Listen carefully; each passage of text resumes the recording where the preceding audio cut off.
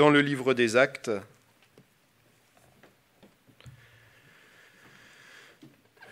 À partir du chapitre 8, Acte 8,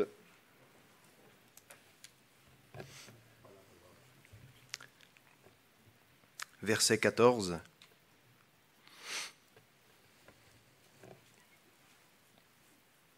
Que nous dit la Bible?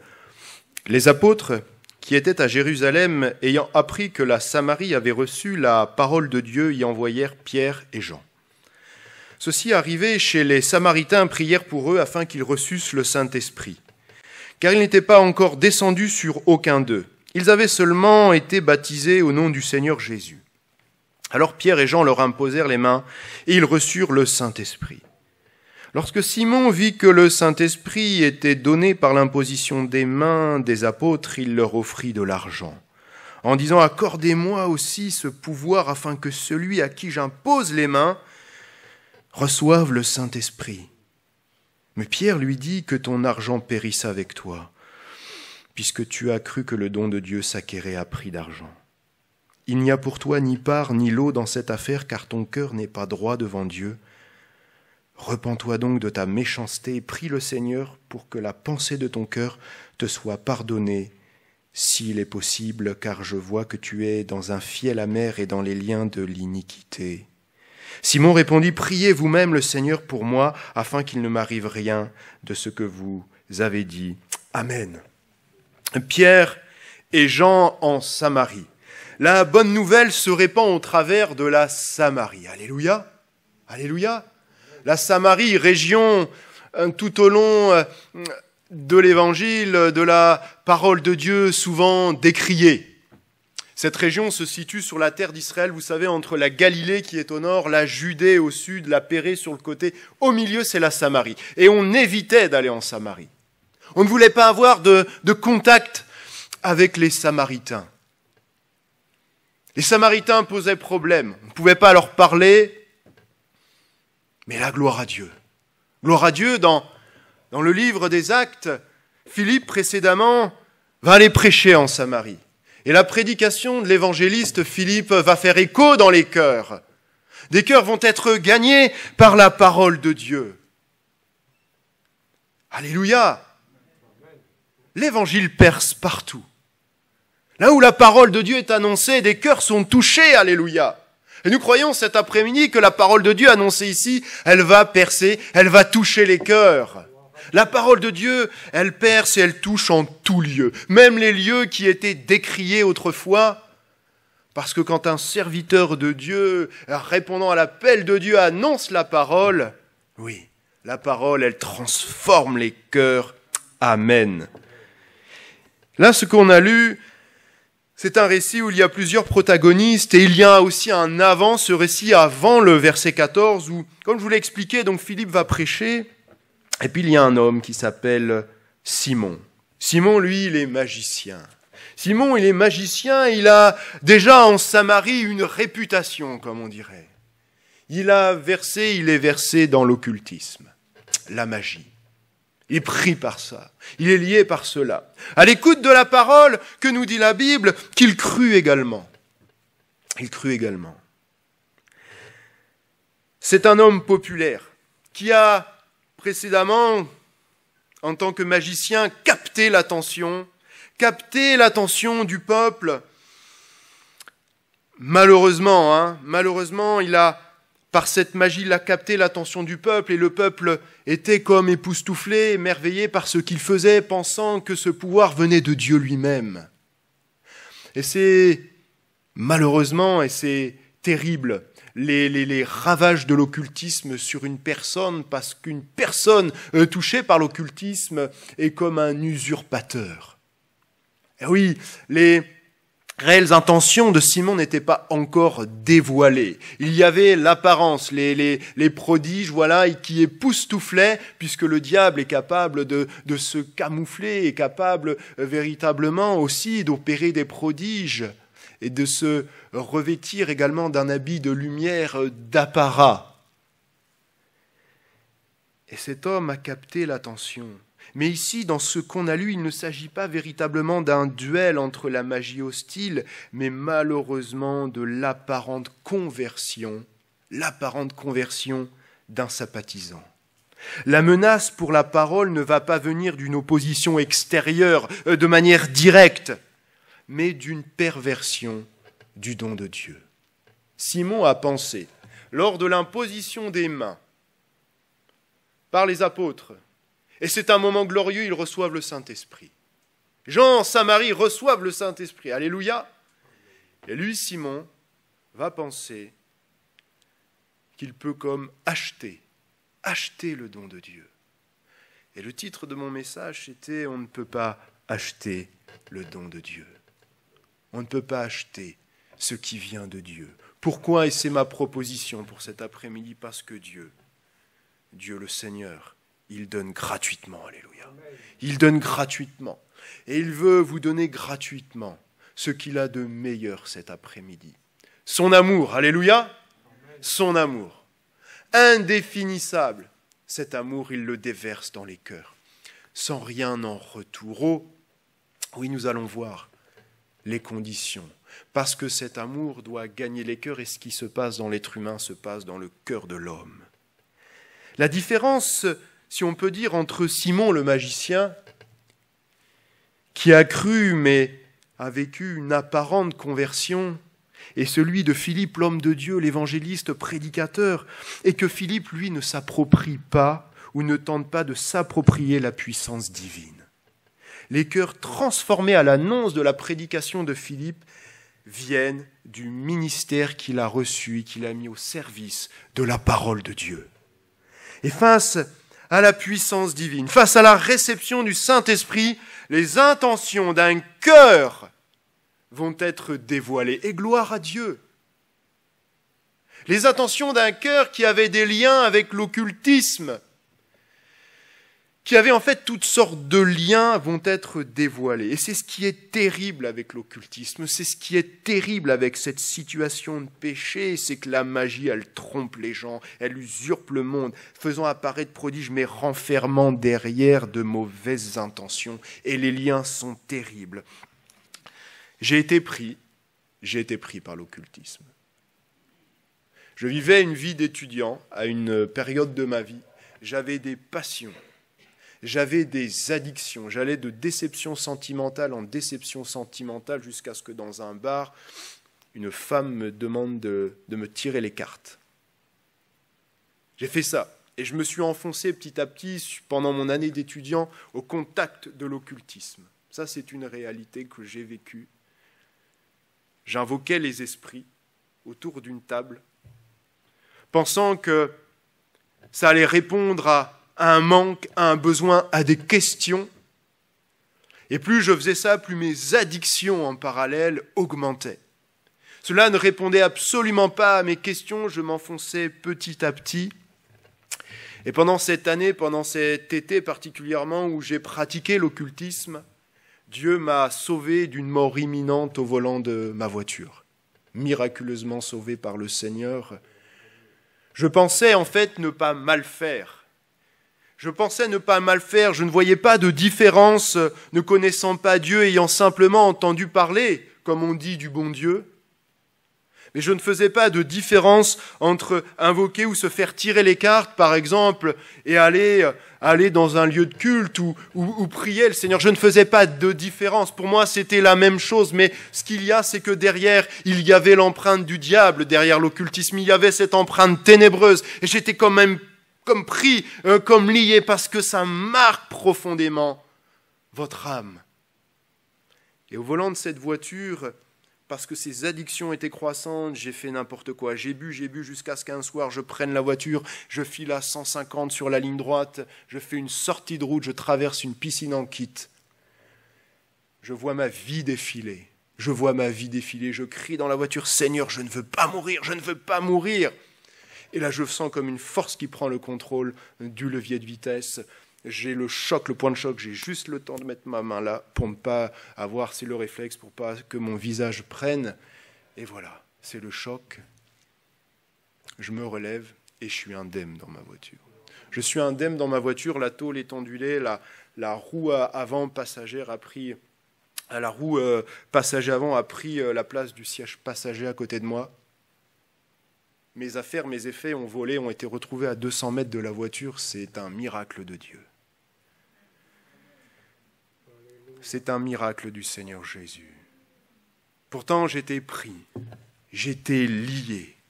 J'étais lié avec des liens terribles dont il est très difficile d'être délié et qui, dans le temps, au même titre que l'idolâtrie, au même titre que la pornographie, laissent des traces dans les vies, peuvent laisser des traces, si l'on n'y prend pas garde, indélébiles. Il faut véritablement la main du Seigneur Jésus, toute la main de Dieu, pour être délivré de ces choses-là. Et clairement, on voit que Simon, quand on avance dans le récit, dans sa conversion apparente, n'a pas été au bout des choses, puisque son cœur est révélé. Il pense pouvoir acheter le don de Dieu. Il pense pouvoir acheter le don de Dieu. Et on voit que cette magie, lui, cet occultisme, servait à sa propre réputation. Il en faisait, et ça en faisait une personne importante. Oui, ça émerveillait ceux qui étaient autour de lui, ça émerveillait le peuple de la région de Samarie. Mais si les prodiges étaient réels, le diable se cachait derrière cela.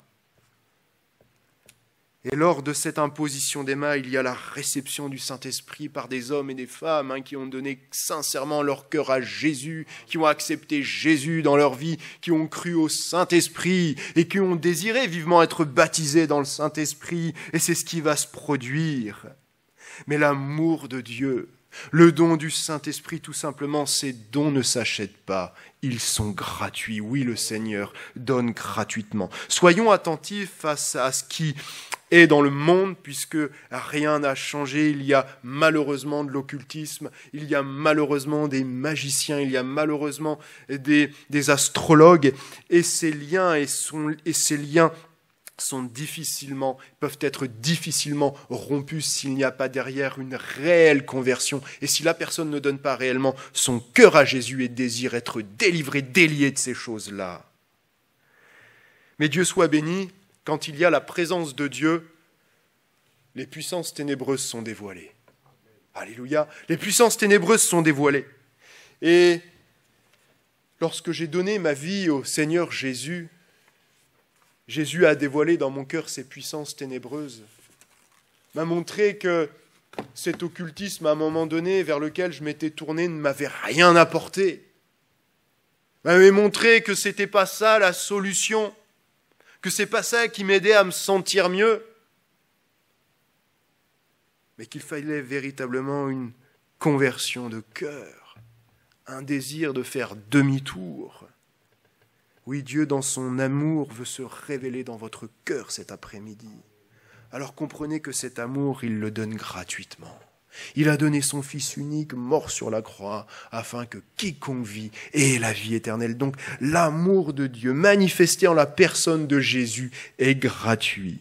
Cependant, il faut bien comprendre que c'est une démarche personnelle qu'il appartient à faire à chacun d'entre vous. Une démarche de cœur. Et quand on donne son cœur à Jésus, Jésus attend que nous lui donnions quelque chose de bien précieux, que tout l'argent du monde qui est notre cœur, c'est que véritablement, dans cette repentance, on lui remette tout notre fardeau, tout ce qui a pu salir notre être. C'est qu'il y ait un véritable renoncement à soi-même. Alléluia. Un véritable renoncement à soi-même. Oui, Dieu donne gratuitement. Mais pour recevoir, nous devons être guéris de toute cette méchanceté qu'il y aurait dans notre cœur. Repens-toi donc de ta méchanceté. Au verset 22. On va s'attacher sur le verset 22, le verset 23, « Repens-toi donc de ta méchanceté ».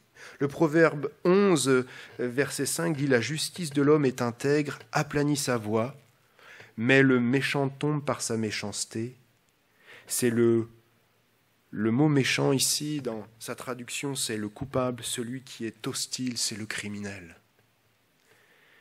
Et avant de connaître Jésus, nous faisions toutes sortes de mauvaises actions, et on peut faire toutes sortes de mauvaises actions qu'on ne comprend pas, dont on n'a même pas conscience.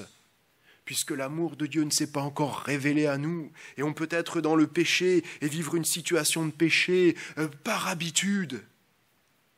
Oui, l'homme irrégénéré a le cœur méchant, et c'est cette méchanceté qui peut faire tomber véritablement l'être humain, le faire tomber, l'amener à une ruine. Et si Simon croit acheter le don de Dieu, il est bien pauvre spirituellement. Il est dans ce qu'on pourrait nommer une précarité spirituelle. Parce que les richesses spirituelles, elles, ne peuvent pas s'acheter. Elles ne peuvent pas s'acheter. Acheter le don du Saint-Esprit, on ne peut pas le faire. Et la proposition que Simon va faire à Pierre, à Jean, révèle véritablement à ce moment-là son état de cœur. Et Pierre semble lui dire, mais repens-toi, détourne-toi de cette voie, de cette soif de vouloir s'accaparer, de posséder par l'argent, par l'or, ce qui vient de Dieu. Et cela caractérise en fait également un cœur bien matérialiste de la part de Simon. Il l'avait mis au même niveau que ses richesses matérielles. Il avait voulu les mettre au même niveau que les richesses spirituelles qui viennent d'en haut. Et sinon, Simon va vouloir agir pour son propre intérêt. Et avec Dieu, on ne peut pas agir pour son propre intérêt. On ne peut pas agir pour son propre intérêt. Se repentir. Et la repentance, si elle ne nous coûte rien matériellement, c'est un renoncement à soi-même. Et c'est renoncer à soi-même qui est le plus dur devant le Seigneur. Alléluia. C'est renoncer à soi-même. Renoncer, faire abnégation complète de soi-même, ceci en faveur de la personne et de la cause que l'on sert, c'est-à-dire Jésus. Alléluia. Alléluia.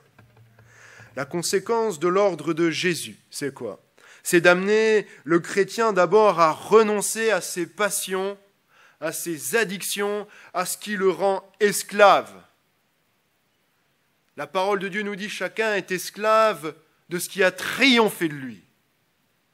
Mais Jésus, cet après-midi, vient libérer le cœur qui est peut-être encore pris par l'esclavage d'une quelconque addiction, d'une quelconque passion. Je ne sais pas ce qu'il y a dans les cœurs. Matthieu 19, 29 nous le dit, et c'est les paroles de Jésus. « Quiconque aura quitté à cause de mon nom ses frères ou ses sœurs, son père, sa mère ou sa femme, ses enfants, ou ses terres ou ses maisons, recevra le centuple et héritera la vie éternelle. Plusieurs des premiers seront les derniers et plusieurs des derniers seront les premiers. » Que veut dire Jésus? Le renoncement à soi-même signifie qu'il ne faut pas à tout prix quitter sa famille, dire au revoir à sa famille, abandonner sa famille. Jésus ne veut pas ça. La famille est un cadeau, elle est un don de Dieu.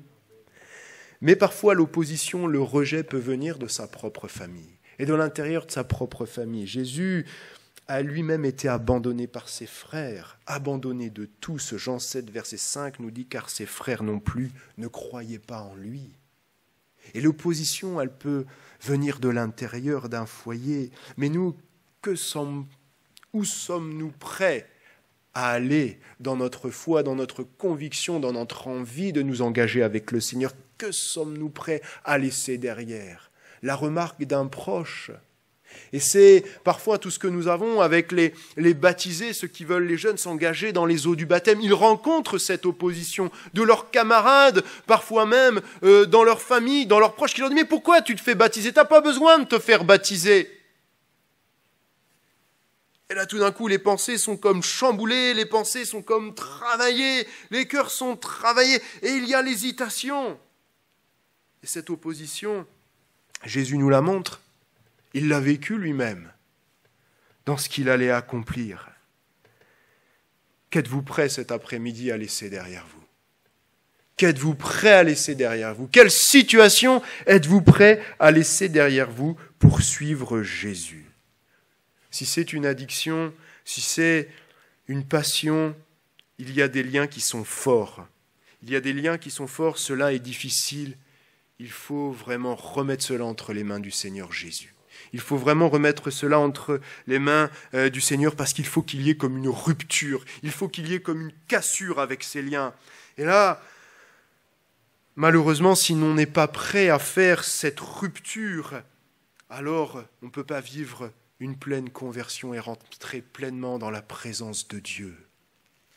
Vous savez, le plus dur pour moi, qui était guéri de toutes sortes d'addictions en partie de la pornographie, c'est que ça n'a pas été le plus dur de dire non à la pornographie. Ce qui a été le plus dur, c'est de demander à Dieu de me guérir de ça. Parce que par moi-même, je ne pouvais pas, il n'y a que Dieu qui pouvait. Mais dans votre cœur, voulez-vous réellement demander à Dieu de vous guérir cet après-midi ? Voulez-vous demander à Dieu de rompre les liens de l'alcool, de rompre les liens du tabac, de rompre les liens de la drogue, de rompre les liens de l'idolâtrie ? C'est le plus dur, c'est de demander au Seigneur. Et quand Pierre va reprocher à Simon et lui dire « tu n'as pas un cœur droit », c'est ça, c'est l'intégrité du cœur, c'est avoir un cœur honnête, un cœur intègre devant Dieu, lui dire « oui Seigneur, j'ai péché, oui Seigneur, je vis une situation qui me dépasse, oui je vis Seigneur une situation qui a pris possession de moi, dont je suis lié, dont je suis esclave, Seigneur, interviens !» Et croyez que si vous criez au Seigneur Jésus, le Seigneur va vous entendre. Oui, le Seigneur est celui qui donne gratuitement. Et un jour, une ado m'a dit « Pasteur, est-ce qu'on peut prier le Seigneur en tout lieu ?» C'est une bonne question, hein ?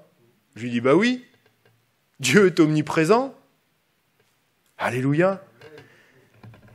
Et si le Seigneur donne gratuitement pour recevoir, pour qu'il puisse recevoir notre cœur, il faut qu'on ait notre cœur disposé à lui parler et à prier. Je ne fais pas faire une prédication sur la prière, mais le verset 23, les apôtres le disent à Simon, « Prie le Seigneur pour que la pensée de ton cœur te soit pardonnée. » C'est-à-dire qu'à un moment donné, quand qu'on ait un cœur disposé à parler à Dieu, et un cœur disposé à parler à Dieu va passer par la prière. Et l'ordre ici de l'apôtre, c'est de prier. Simon a des pensées, une pensée générale qui est mauvaise. Et le moyen de rétablir cela, c'est qu'il soit pardonné, c'est de demander pardon à Dieu. Et je repense à la question de cette jeune pasteur, est-ce qu'on peut prier partout ? Je dis oui, on peut prier partout. Dieu est omniprésent. Il n'y a pas de lieu spécifique pour donner son cœur à Jésus. Et je me suis dit, dans la parole de Dieu, il y a un bon exemple qui le montre. Je me dis, si un homme de Dieu, si un serviteur de Dieu a dû crier au Seigneur, a pu prier le Seigneur dans le ventre d'un poisson, bah alors, on peut parler à Dieu partout. Je disais même à cette jeune, tu sais, je dis parfois, ma voiture s'est transformée en chapelle. Bah oui, seulement bon, quand vous êtes dans votre voiture, il ne faut pas fermer les yeux, hein. C'est tout. Non. Les prières qui montent vers Dieu, le cri du cœur, Dieu l'entend. Que l'on soit dans le ventre d'un poisson, dans une voiture, dans sa salle de bain, dans une église, Dieu est omniprésent. Et ce qui est terrible, c'est que Simon ne le croit même pas. Il le dit, priez vous-même. Priez vous-même. Il ne veut même pas faire cette prière. C'est-à-dire qu'il faut véritablement un cœur qui soit disposé à dialoguer avec Dieu. On peut demander la prière, oh oui, tiens, s'il te plaît, prie pour moi, priez pour moi. Mais si personnellement, on ne veut pas, on ne croit pas, on ne peut pas prier soi-même, on ne recevra rien. On ne recevra pas. Il faut vraiment une disposition de cœur. Alors le but n'est pas de développer la prière, mais quand on reprend l'exemple de Jonas, qu'est-ce qu'il a fait là ? La Bible ne nous montre pas une méthode pour prier, une position particulière pour prier. Regardez Jonas, c'est un cri vers Dieu. C'est un cri vers Dieu. Lui, le prophète de l'Éternel, avec sa mission d'aller en urgence à Ninive, car la ville est corrompue, enfoncée dans le péché. Bah oui, l'ordre divin, Jonas 1, verset 2, « Lève-toi, va Ninive, la grande ville, et crie contre elle, car sa méchanceté est montée jusqu'à moi. » Là encore, il est question d'hommes méchants, d'hommes qui ont les cœurs corrompus. Et Jonas, qu'est-ce qu'il va faire ? Il va se lever et il va s'enfuir à l'opposé, à Tarsis, loin de la face de l'Éternel. C'est-à-dire que lui-même, serviteur de l'Éternel, n'était pas disposé, n'avait pas un cœur disposé à accomplir la volonté de Dieu qui lui demandait d'aller à Ninive, la grande ville, car c'était une ville qui était en danger de mort spirituelle. Cette ville était corrompue dans le péché. Et Jonas est l'exemple type d'un homme, bien qu'il soit serviteur de Dieu, s'étant écarté de la volonté de Dieu, a désobéi à Dieu. Il a désobéi. Et Dieu, on voit comment il l'a amené dans des circonstances très connues, au cœur d'une tempête, à être avalé par le poisson. Et là Jonas, là l'homme qui avait désobéi à Dieu se retrouve dans une situation qu'on pourrait qualifier d'extrême. Ça se retrouve nulle part ailleurs dans la Bible qu'un homme se fasse avaler par un poisson. Mais Dieu est capable de tout. Dieu est capable d'amener l'homme à un point où on ne peut guère imaginer pour que cet homme ou que cette femme lui donne son cœur. Et c'était bien moi, quand j'étais enfoncé dans mon péché, il a fallu que je courbe le genou. Et le Seigneur m'a amené à courber le genou devant lui, à courber le front et à demander pardon. Oui, Jésus attire tous les cœurs à lui. Et il est capable d'attirer tous les cœurs à lui. Même un cœur que l'on pourrait croire incrédule. Et pour que la connexion avec Dieu se fasse, il fallait que la prière, que le dialogue soit rétabli. Et Jonas, là dans le ventre du poisson, comparé au séjour des morts, dira, il pria l'Éternel son Dieu, il dit, dans ma détresse, j'ai invoqué l'Éternel et il m'a exaucé. Et il m'a exaucé du sein du séjour des morts. J'ai crié. Il le dit, sa prière, c'est un cri. Cet après-midi, vous pouvez crier vers Dieu. Il vous entend. Tu as entendu ma voix. J'ai crié et tu as entendu ma voix. Et c'est un récit merveilleux avec une poésie. Quand on lit le chapitre 2, le serviteur va expliquer son expérience, ce qu'il a vécu. Il va dévoiler les sentiments de son cœur. Dans tout ce chapitre, il dira, chapitre 2, verset 8, « Quand mon âme était abattue au-dedans de moi, je me suis souvenu de l'Éternel.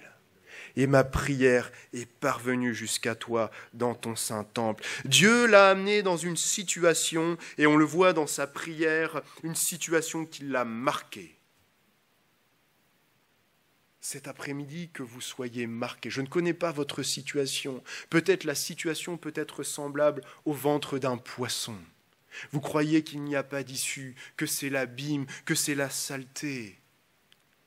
Mais Dieu est capable de vous faire sortir de cette situation. C'est ce qu'il a fait avec Jonas, qui a crié à l'Éternel, et le poisson a vomi Jonas sur la terre ferme. Et Jonas était envoyé à Ninive. Et heureusement, la ville de Ninive, il y prêcha l'évangile. Il y prêcha la repentance et alors ils demandèrent pardon au Seigneur. Alléluia.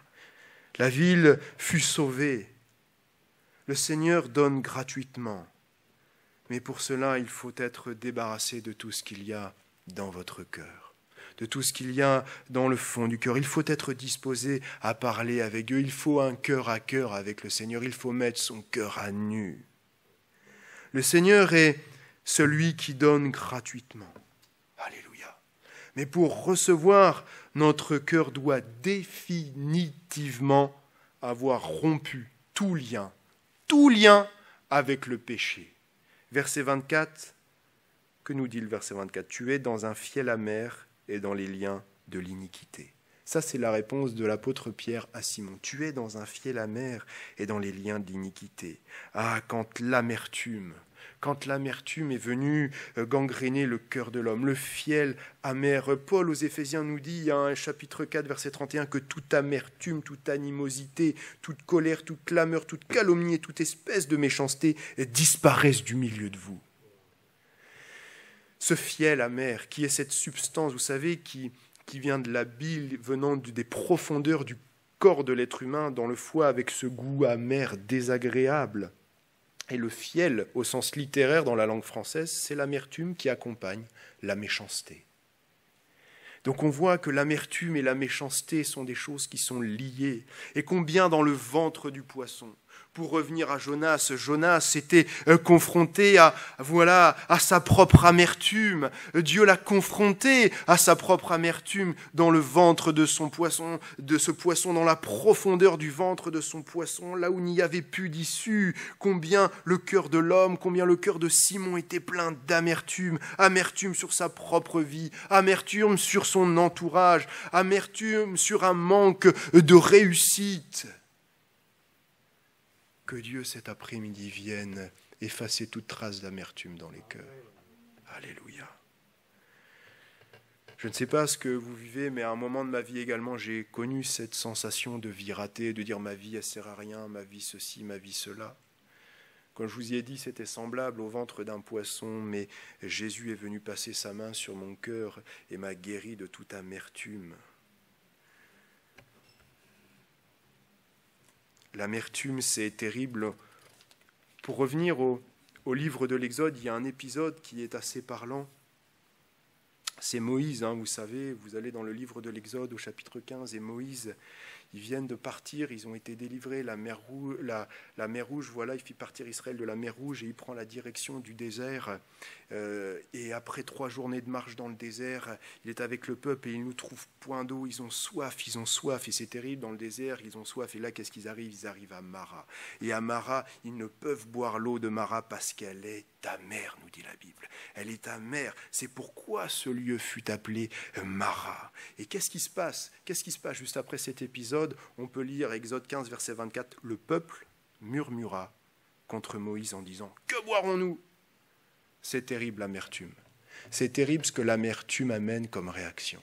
C'est terrible parce qu'on voit que l'amertume n'amène rien de bon. Et que dès que l'eau est amère, tout de suite, le peuple se met à murmurer. Il faut que Dieu intervienne. Il va indiquer un bois que Moïse va jeter et l'eau va devenir douce. L'eau va devenir potable.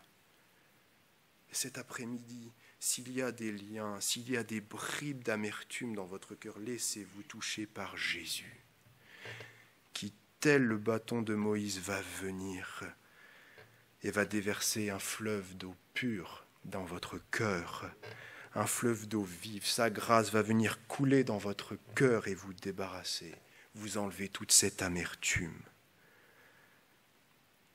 Jésus est mort à la croix du Calvaire pour le pardon de nos fautes, pour le pardon de nos péchés, pour que nous ayons la vie éternelle. Et quand nous lisons juste après la crucifixion, on y voit ce soldat romain, vous savez, qui s'approche et qui va percer le côté de Jésus avec une lance, et aussitôt il sortit du sang et de l'eau. Et toute l'existence de notre Seigneur ici-bas a été attestée solennellement qu'il n'y avait quelque chose de particulier en lui. Le sang et l'eau qui ont coulé de son côté était une image, évidemment, le sang de l'expiation du péché, et l'eau de la purification, de la justification, de la vie éternelle. Et ces deux éléments qui ont coulé du côté percé de notre Rédempteur est venu pour nous sanctifier, nous purifier, que nos cœurs soient véritablement purifiés. Purifiés cet après-midi de toute amertume, parce qu'il a payé le prix à la croix du Calvaire. Il a payé le prix à la croix du Calvaire, prenant sur lui notre iniquité, prenant sur lui notre amertume, prenant sur lui nos colères, notre méchanceté. Et son sacrifice est parfait, alléluia. Le sang et l'eau qui ont coulé du flanc de Jésus ont été versés à la fois pour notre justification, pour notre sanctification, pour que nous puissions, oui Seigneur, je veux avoir et je te présente un cœur droit et un cœur honnête, alléluia. Alors cet après-midi, soyez convaincus que le don de Dieu est gratuit, qu'il est gratuit pour votre vie, qu'il ne s'achète pas. Laissez Jésus travailler votre cœur, vous délivrer de cette méchanceté. Disposez votre cœur à la prière, dialoguez, criez à Dieu, c'est encore possible, criez à Dieu et il vous entendra de quelque lieu vous vous trouvez. Et si il vous reste ces quelques liens, ces bribes de liens, demandez à Jésus d'intervenir et qu'il puisse rompre tout lien restant. C'est des conversions sincères, authentiques et profondes que Jésus veut opérer dans les cœurs cet après-midi. Alléluia. Que le nom du Seigneur soit béni. On va incliner les fronts, on va prier. Peut-être il y en a qui ont besoin d'être visités, de connaître une visitation de notre Seigneur Jésus, d'avoir un cœur restauré, un cœur délivré. Peut-être il y en a qui se sentent malades, qui sont malades physiquement. Ils ont besoin également d'être visités par la main de notre Seigneur Jésus qui guérit parfaitement. On va incliner les fronts, on va prier tous ensemble. S'il y en a qui ont les cœurs malades, s'il y en a qui ont des corps malades, qui n'hésitent pas à lever la main, le Seigneur les voit et on va prier pour eux. Oui, Seigneur notre Dieu, nous te prions d'intervenir puissamment dans les vies. Tu es le sacrifice parfait, Seigneur. Tu as donné ta vie à la croix, Seigneur, à la croix du Calvaire, afin que nous puissions vivre. Cette eau que tu déverses dans les cœurs comme un fleuve d'eau vive, elle vient rafraîchir notre vie. Elle vient rafraîchir nos cœurs. Elle vient laver nos cœurs de toute amertume. Elle vient laver nos cœurs de toute méchanceté. Tu viens encore délier. Tu viens encore délivrer, Seigneur, la personne qui était tenue par des liens, quels qu'ils soient, que ce soit l'alcool, le tabac, la pornographie, l'occultisme, Seigneur, tu délivres parfaitement, Seigneur notre Dieu. Dans le nom puissant de Jésus, nous proclamons la victoire en ton nom cet après-midi sur toutes ces choses. Oui, Seigneur, ce que nous voulons, Seigneur, c'est vivre en honnêteté de cœur devant toi, te donner des cœurs intègres, Seigneur. Oui, Jésus, viens travailler nos cœurs en profondeur. Que ton nom soit béni. Alléluia. Amen.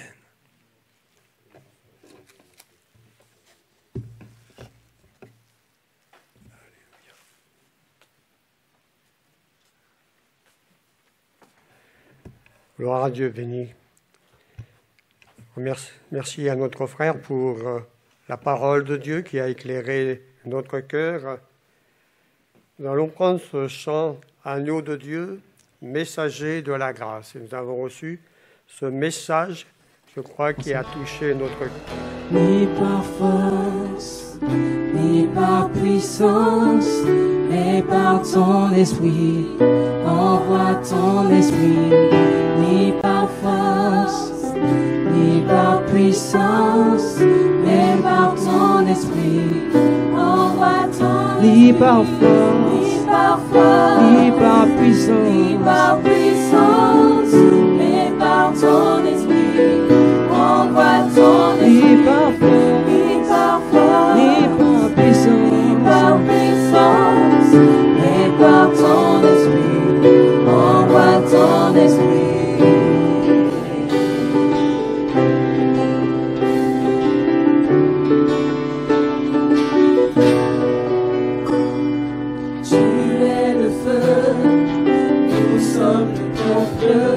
Tu es la voix, nous sommes le chant. Sois notre Dieu, nous sommes ton peuple. Sois la lumière, nous t'élevons. Émerveillé par toi.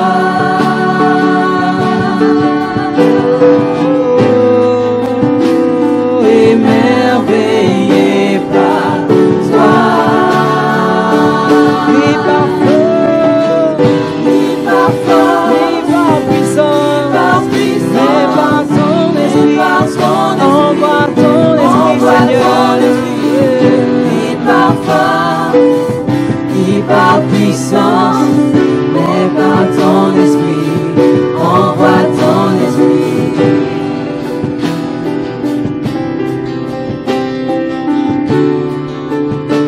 Je nous appelle, Seigneur.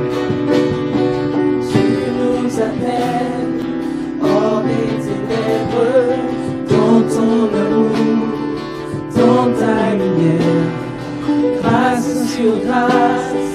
Relevé descend, tu viens à nous et nous donnes vie. Émerveillé par toi. Oui, nous sommes, Seigneur, nous sommes émerveillés par toi. Oh, oui, par force.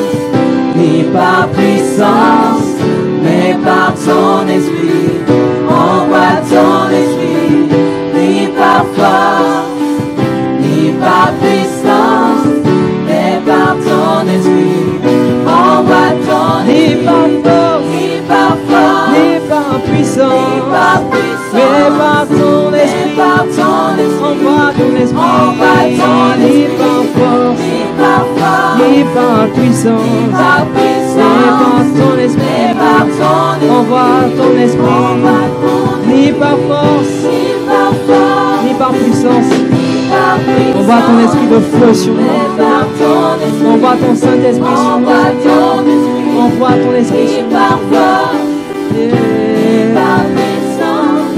Mais par ton esprit, envoie ton esprit.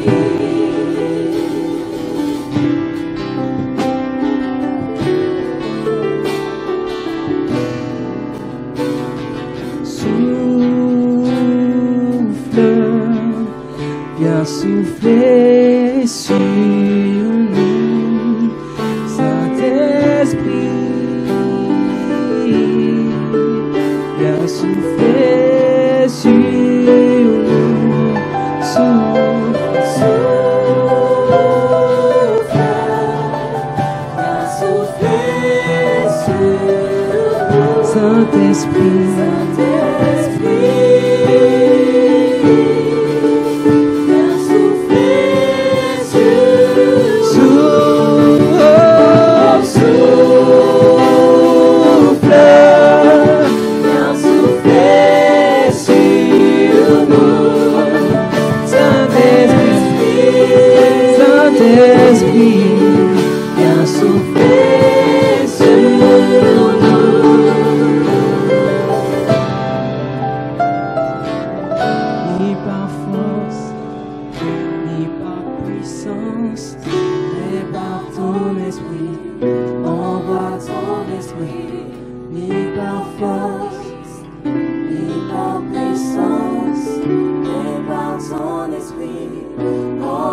Ton esprit,